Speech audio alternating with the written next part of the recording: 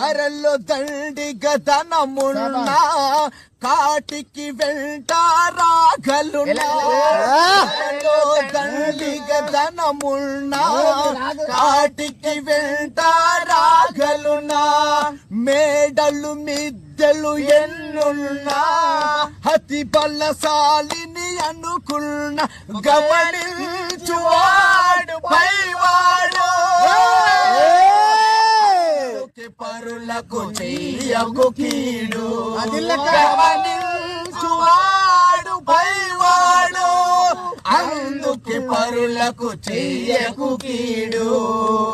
నీదని నాదని వాదనలా అతి చెడు బ్రతుకుట ఫలమేలా 10 మందిలో తిరగాలి